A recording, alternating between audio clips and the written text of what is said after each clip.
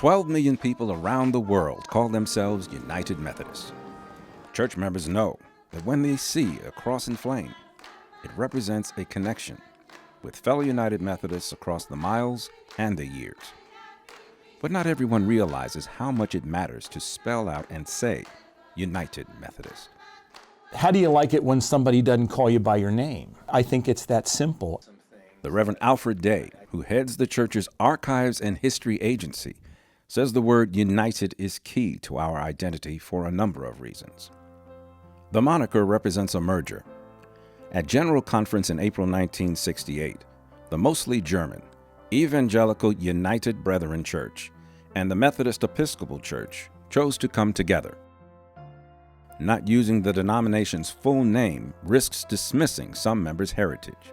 If your lineage to become a United Methodist today has been through the Methodist Episcopal strain, you are in the majority because the United Brethren and the Evangelical associations were by numbers much smaller groups.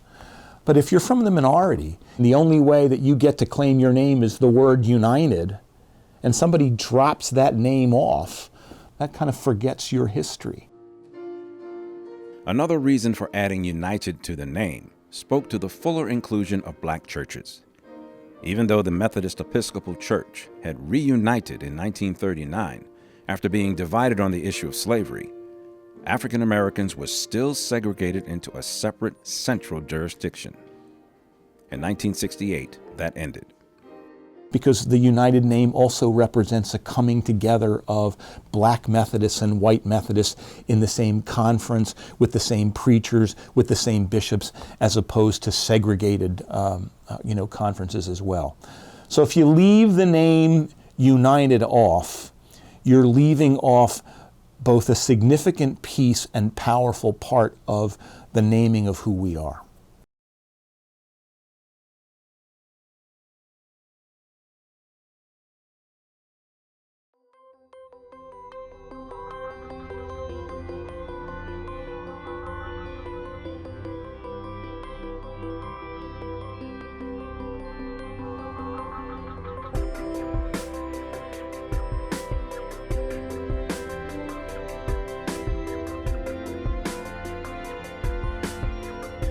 This video was brought to you by the people of the United Methodist Church through World Service donations.